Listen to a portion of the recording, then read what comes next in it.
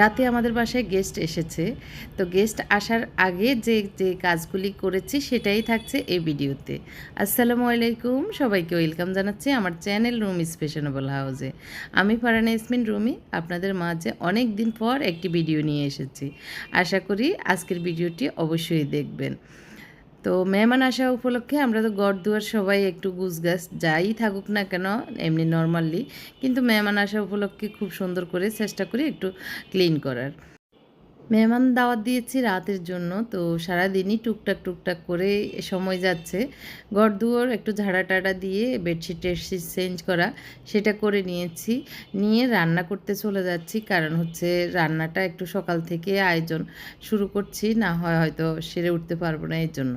প্রথমে গরু গোশত বসিয়ে দিয়েছি দুপুরের রান্নার জন্য। এখানে চাল কুমড়া রান্না করেছি মাছ দিয়ে, আর মাছ ভুনা করছি শুকনা করে। এভাবে করলে আমার ছেলেরা খায় আর কি মাছটা। তো দুপুরের রান্না শেষ করে তারপরে রাতের মেহমানদের জন্য আয়োজনটা শুরু করব। এখানে গরু গোশতে আমি যে মশলাগুলি দিচ্ছি একটু দেখিয়ে দিচ্ছি। হলুদ, মরিচ, লবণ পরিমাণ মতো তো থাকেই, তার সাথে জিরা পাউডার, ধনিয়া পাউডার, আর আমি দিই গরু গোশতে একটু সিক্রেট পাঁচফোড়ন মশলা, তার সাথে দিয়েছি গরম মশলা। সব মিলিয়ে দিয়ে আমি ঢাকনাটা আটকিয়ে দিয়েছি, গোশতগুলিও হতে থাকুক। আর এদিক দিয়ে মাছটা হয়ে গিয়েছে, সেটাও নামিয়ে নিয়েছি। গোশতটা ভালো করে নেড়েচেড়ে তারপরে একবারে ঢাকনা লাগিয়ে দিব। আমি গরম মশলা দিতে ভুলে গিয়েছিলাম, এজন্য পরে আবার গরম মশলা দিয়েছি। আর সবজি চাল কুমড়া রান্না করেছিলাম, সেটাতে একটু বাগার দিয়ে দিয়েছি। দুপুরের জন্য এই চিংড়ি মাছটা আমার মুনতাসির খুব পছন্দ করে, তার জন্য আবার মাছও ভাজি করছি। তো এই তো দুপুরের রান্না প্রায় শেষ, এখন রাতের রান্নার আয়োজনটা করব আর কি। দুপুরেরগুলি একটু ঢুকিয়ে রেখে দিচ্ছি আমার ছোটো মিক্সচেপটাতে। তো এই তো চিংড়ি মাছ একটু ভেজে নিচ্ছি, তারপরে ভুনা করে নিব। চিংড়ি মাছের উপর যে মাথাটা সেটা পরিষ্কার করে আমি ভালো করে ব্লেন্ড করে নিয়েছি। তো ব্লেন্ড করা অংশ দিয়ে আমার আম্মা এইভাবে চিংড়ি মাছ মানে ভুনা করতো, একদম টান করে, খুব মজা লাগতো। সেরকমই করার চেষ্টা করছি। তো এখানে আমি পেঁয়াজ ভালো করে ভেজে তারপরে দিয়ে দিচ্ছি। একটু পেঁয়াজ কম হয়েছে মনে হয়েছে, এর জন্য আরেকটু বেশি দিয়ে দিয়েছি। পেঁয়াজটা ভালো করে নরম হয়ে যাওয়ার পর দিয়ে দিচ্ছি রসুন, টমেটো, আর দিয়ে দিচ্ছি কাঁচামরিচ, হলুদ পরিমাণ মতো, আর ওই যে পেস্ট করে রাখা সেই মাথার অংশটা আর কি, সেটা দিয়েছি। বেশি ঝাল দিব না, এই জন্য শুধু কাঁচামরিচে দিয়েছি। এখানে ম্যারিনেট করে রাখছি চিংড়ি মাছ। চিকেন সিজলিং করবো, এর জন্য বুকের গোশতকে ছোটো ছোটো করে কিউব করে কেটে আদা রসুন আর গুঁড়ো মরিচ লবণ দিয়ে ওইটা মেখে রেখেছি। আর এখানে চিলি চিকেন করব, এর জন্য গোশতগুলিকে, মুরগির গোশতগুলিকে পিস করে এভাবে কেটে এখানে দিয়েছি জিরা ধনিয়া পাউডার, গুঁড়ো মরিচ, আদা রসুন, লবণ পরিমাণ মতো, আর একটা ডিম ভেঙে দিয়েছি। তবে এই গোশতটা কম হয়েছে, জন্য আরও 1 প্যাকেট গোশত ভিজিয়েছি, সেটা একটু পরে মিক্স করব। তো একটু কম মনে হয়েছে প্রথমে, বুঝতে পারিনি এই জন্য।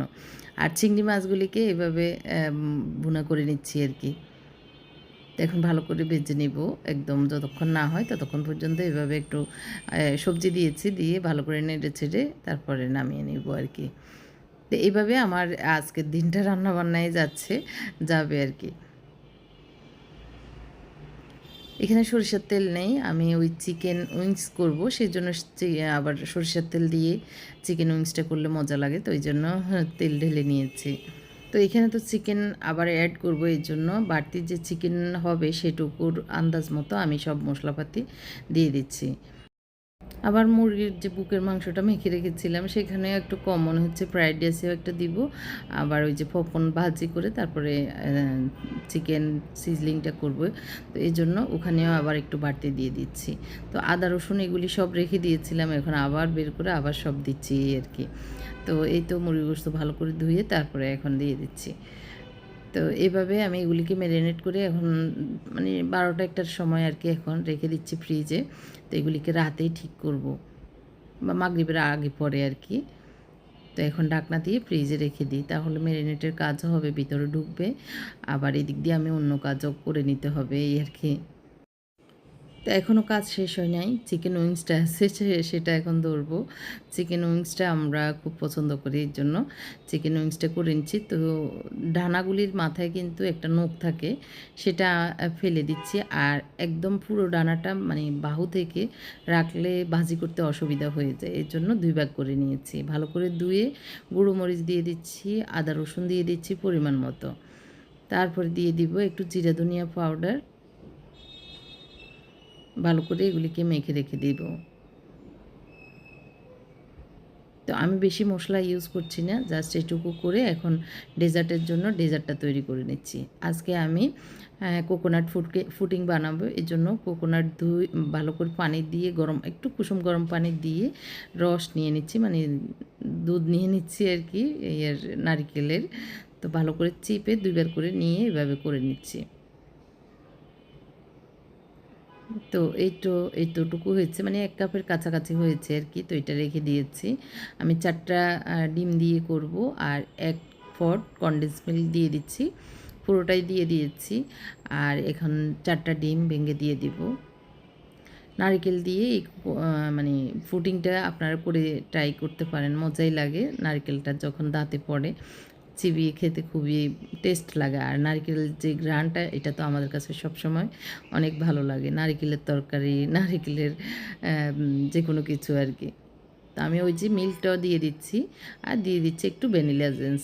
ভ্যানিলা এসেন্স না থাকলে ম্যাঙ্গো এসেন্স যেটাই থাকে একটু দিয়ে দিলে ভালো, আর না দিলেও যে কোনো সমস্যা হয় তা না। ভালো করে ব্লেন্ড করে নিচ্ছি যাতে ভালো করে মিশে যায় আর কি।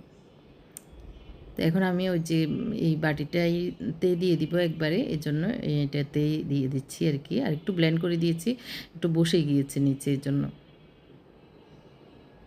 তো এখানে কোনো ক্যারামেল হবে না, বা মানে ওই যে আমরা যেরকম ফুডিং বানাই সেরকম হবে না, জাস্ট সরাসরি এভাবে দিয়ে দিবেন। আর যদি এটা ট্রাই করেন আর কি, আর একটু হচ্ছে নারকেল ছিটিয়ে দিচ্ছি যাতে করে ভিতরে ঢুকে যায়। আর ভিতর থেকে যখন নারকেলটা ক্রাঞ্চি হয়, খেতে খুব মজা হয় আর কি। তো আমি একটু নেড়ে ছেড়ে ভিতরে ঢুকিয়ে দিচ্ছি, আর উপরেও একটু দিয়ে দিব যাতে করে দেখতে সুন্দর লাগে এই আর কি। একটু উপরে দিয়ে দিচ্ছি। তো এখন আমি একটা বড় পাতিলে এটাকে দিয়ে দিব আর কি। আমি একটু পানি দিয়ে বসিয়ে দিয়েছি পাতিলটা অলরেডি। তো আমি ফয়েল পেপার দিয়ে এভাবে ঢাকনা দিয়ে দিব।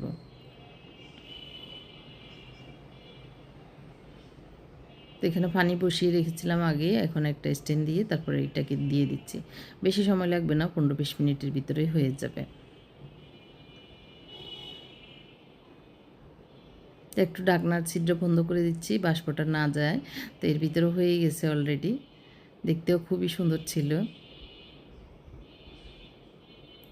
এই লুচনিটা আমি ঘরেই বানিয়েছি।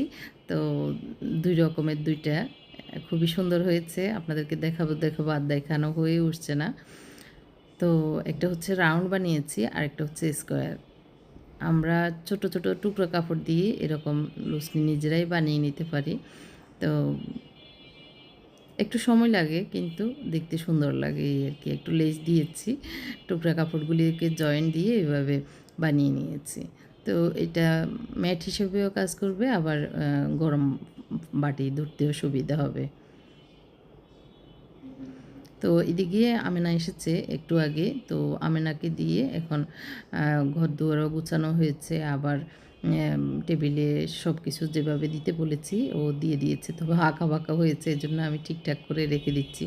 তো যেহেতু রাতের খাবার, আমরা এর ভিতরে দুপুরের খাবার খেয়ে নিয়েছি।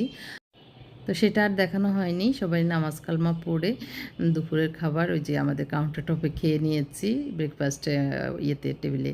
তো এখন ওই যে আমেনা ঠিক করে দেয় নাই, তো এগুলো আমি একটু ঠিকঠাক করে দিচ্ছি আর কি। আর যেহেতু রাতের খাবার, সেজন্য বিকেল থেকে আবার একটু রান্নাঘরে ঢুকবো। এজন্য আমি একবারে রান্না বান্নার আয়োজন শেষ করে গোসল করব মাগরিবের আগে পরে আর কি, এটাই মাথায় আছে। তো এদিক দিয়ে গরু গোশতগুলি তো হয়ে গেছে, শুরুতেই দেখেছেন। তো এখন আমি একটু বাগার দিয়ে এই পাতিলে ঢেলে নিচ্ছি, কারণ এই পাতিলে আমি একবার টেবিলে সার্ভ করে দিব। এটা সিরামিকের পাতিল, তো ওইটা তো প্রেশার কুকার ছিল। তো একবারে সার্ভ করে দিলে মানে এটাতে ঢেলে নেওয়ার পরে একটু গরম করে সরাসরি এটা সার্ভও করতে পারবো, এই জন্য এভাবে ঢেকে রেখে দিব এখন। তো গরম করা শেষ। এখন চিকেন উইংসগুলিও আমি মাগরিবের আগ দিয়ে আর কি ভেজে নিচ্ছি। তারপরে আমি গোসল করতে যাব। চিকেন উইংস করা মানে যুদ্ধ, কারণ পুরো চিকেন উইংসের যে তেল ছিটায় এটা একদম গায়ে এসে পড়ে। তো এটা একটু সতর্কতার সহিত মানে ভাজতে হয় চিকেন উইংসগুলি, খুবই ছিটায় আর কি। তো আমি ওগুলি ভেজে নিয়েছি আর চিকেন পপকর্নগুলি এইভাবে ভেজে নিচ্ছি। বাকি চিকেন যতটুকু থাকবে অতটুকু আমি আবার ভেজে রাখবো হলো ইয়েতে ফ্রাইড রাইসে দেওয়ার জন্য। এভাবে একটু ওই যে গুঁড়ি মিশিয়ে আর কি এভাবে ভেজে নিয়েছি। এরপরে আমি আবার মাগরিবের নামাজ পড়ে নিয়েছি, গোসল করে নিয়েছি, তারপরে এসেছি আর আবার চিকেন যেই চিলি চিকেনটা সেটা ভেজে নিতে। কারণ এটা ভেজে নিলে আমার মনে হচ্ছে যে একটু যখন মেহমান আসবে বসে কথাবার্তা বলতে সুবিধা হবে। তারপরে 2টা আইটেম এখনও বাকি আছে, সেটা মেহমান আসলেই করতে হবে, গরম গরম না খেলে ওইটা ভালো লাগবে না, এর জন্য।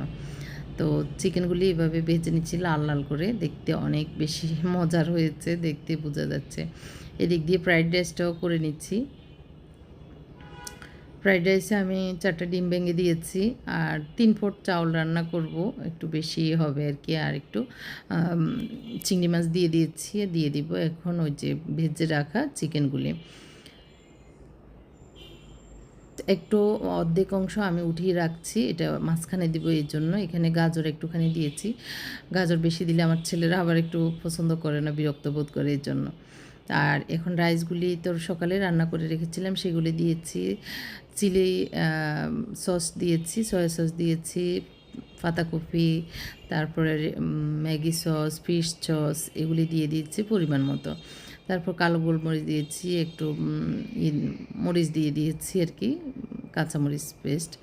আর দিয়ে দিচ্ছি 1 প্যাকেট ম্যাগি মশলা। এটা দেওয়ার কারণে একটু টেস্টটা বাড়বে এই আর কি, এমনিতে টেস্ট হয় না যে তা না হয়, তারপরেও আরেকটু বাড়লো এই আর কি। ফ্রাইড রাইসে সব কিছু দিয়েছি, পরে মনে হলো ক্যাপসিকামই তো দেয়নি, তো এগুলি কুটিয়ে রেখেছি সেই সকালেই। তো এখন আবার মনে করে এগুলি দিয়ে দিয়েছি, তো ভিতরে ঢুকিয়ে দিলে এটার একটা স্মেল বের হবে। ক্যাপসিকামের স্মেলের কারণে ফ্রাইড রাইসের টেস্টটা আমার মনে হয় বেড়ে যায়। তো যাই হোক, এগুলি একদম ইয়েতে আগুন কম দিয়ে দমে দিয়ে দিয়েছি।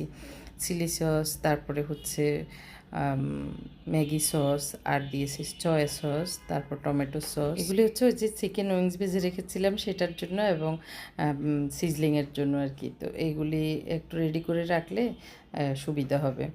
তো একটু চিনি দিয়ে দিচ্ছি আর একটু গোলমরিচ পাউডার দিয়ে দিয়েছি। এটা এক বাটি, আরেক বাটিতেও আবার soya sauce, tomato sauce, chilli sauce, তারপরে হচ্ছে একটু ওই যে ম্যাগি সস দিয়ে দিব।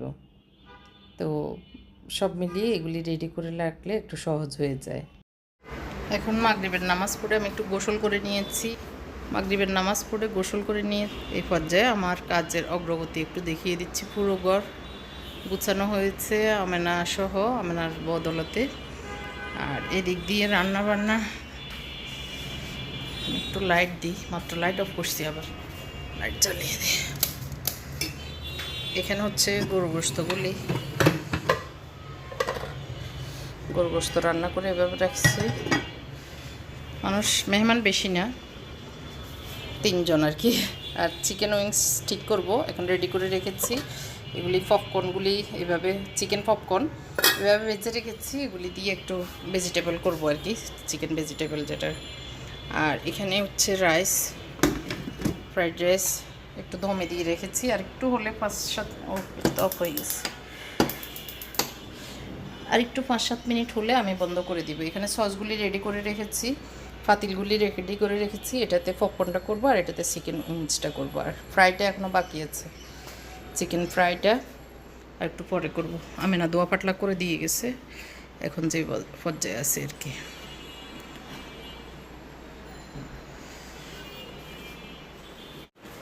সাহেব কি করতেছে দেখে আসে।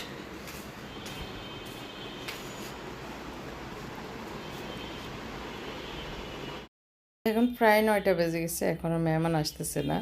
তো আমি ফোন দিয়েছি, তো ওনারা বললো একটু পরে আসতেছে। মেহমান হচ্ছে আমাদের বিল্ডিংয়েরই, আমাদের ফেনীর এক আন্টি আর ওনার আম্মু, মানে আমাদের বড় আফু এরকম আর কি। তো ওনাদেরকে, ওনার ফ্যামিলিকে আমরা দাওয়াত দিয়েছি। তো আমাদের দেশি মানুষ, দেশি পরিচিত, আবার এই বিল্ডিং থেকে ওনারা চলে যাবে, সব মিলিয়ে আর কি একটা ভালো সম্পর্ক হয়েছে, সেটা যেন বজায় থাকে, অটুট থাকে, সেটা আর কি সামনের দিনগুলিতে আমরা যেন সম্পর্কটা আরও ভালো রাখতে পারি। তো ওনার আন্টির 2টা ছোট ছোট মেয়ে বাবু আছে, ওদেরকে সেজে গুছে ওরা একই কালার পরেছে, আপু মানে ওনার আম্মু সহ আর কি, আমাদের বড় আপু সহ পিঙ্ক কালার। তো আমি ওই যে চিকেন উইংসটা করার জন্য চলে এসেছি, তো ওনারাও সবাই আমার সাথে সাথে চলে এসেছে। তেলটা গরম হয়ে যাওয়ার পরে সসগুলি যে করে রেখেছিলাম, যেটা যেইখানে দেওয়ার ওই বাটিটা এখানে মানে সেখানে দিয়ে সসটা ভালো করে ফুটে ওঠার পরে আমি ইয়েটা দিয়ে দিয়েছি, চিকেনগুলি দিয়ে দিয়েছি। ভালো করে নেড়ে ছেড়ে একটু ভেজে নিলেই হয়ে যাবে আর কি। তো আজকে একটু সিম্পলভাবে করেছি, কিন্তু অন্যান্য সময় আরও একটু গোটা করেই করি। আজকে তাড়াহুড়া করেই করা হচ্ছে এই আর কি। তো এটা নামিয়ে নিব। টেস্ট খারাপ হয়নি, ভালোই হয়েছে মানে আমার কাছে। আর আমার ছেলেরা এমনি খেয়ে বললো যে একদম পারফেক্ট হয়েছে। এখন চিকেন ওই যে সবজি, তারপরে পপকর্ন যেটা বাজি করে রেখেছিলাম সেটা দিয়ে একটু সিজলিং করব। কিন্তু আমি মেহমানের সাথে কথা বলতে বলতে ভুল করে ফেলছি। আগে সবজিটা ভেজে নিব, মানে রসুন দিয়েছি, রসুনের পরে সবজিটা দিব, সেটা না করে আমি সসটা ঢেলে দিয়েছি। তো সেটার ভিতরে সবজিটা দিয়েছি। তো দেখা যাক কেমন হয় এই আর কি। সবজিটা আর একটু মানে ক্রাঞ্চি না থাকলে আবার ভালো লাগে না। তো যাই হোক, আমি ফ্রাইড রাইসটা বেড়ে নিচ্ছি। একসাথে সব বেড়ে নিব, আমার ছেলেরা সব, আমরা সবাই একসাথে খেতে বসে যাব এই আর কি। তো আমার বাবা আছেন, বাবা সহ আমরা সবাই একসাথে আসলে বসবো এই আর কি। তো সব টেবিলে দিচ্ছে, আমার মুনতাসির সহ হেল্প করছে, আর ওই আন্টিটাও বলতেছে উনিও টেবিলে নিয়ে যাবেন এই আর কি, হেল্প করতেছে। তো এখন আমরা সবাই বসে যাব। এই ছিল আমার আজকের আসলে ব্লগ। কেমন লেগেছে জানি না, অনেক দিন পরে আসলে ব্লগ তৈরি করতে গিয়ে আমি স্পিডে মানে ফাস্ট করে নিয়েছি। এডিট করতে এত সময় লাগতেছে, তো ভাবলাম এমনিতেও অনেক লেট হয়ে গেছে ভিডিও করতে, ভিডিও বানাতে, এই ভয়েস ওভার দিতে। তো আরও যদি দেরি করি আসলে আর আমার চ্যানেলে থাকবে না, আপনারা আমাকে ভুলেই যাবেন। এমনিতেও ইদানিং রিচ হয় না, তো ভিডিও না দেওয়ার কারণে আসলে অ্যাক্টিভ থাকা লাগে, মানে সবার সাথে কানেক্ট থাকা লাগে। তো সেটা না থাকলে কানেক্টিভিটি কমে যায়, সেটা আমি জানি। কিন্তু আমি সময় স্বল্পতার কারণে আসলে পারছি না, বিভিন্ন কাজে এঙ্গেজ হয়ে যাওয়ার কারণে। তো যাই হোক, খাবার শেষ হয়েছে, আমরা এখন একটু ডেজার্ট খাবো। তো আজকে যদি ভিডিওটা ভালো লাগে অবশ্যই একটি লাইক দিবেন, কমেন্ট করে জানাবেন। আর আপনারা কি আমাকে ভুলে গেছেন কি না সেটাও আমাকে কমেন্ট করে জানাবেন। তো সবাই ভালো থাকবেন, আমার জন্য দোয়া করবেন। সামনে যে স্বপ্ন দেখছি সামনের দিনগুলিতে কিছু কাজ করব, সেই কাজগুলি যেন আমার হয়, স্বপ্ন পূরণ হয়, সে দোয়া চেয়ে আমি আজকের মতো এখানেই বিদায় নিচ্ছি। আল্লাহ হাফেজ।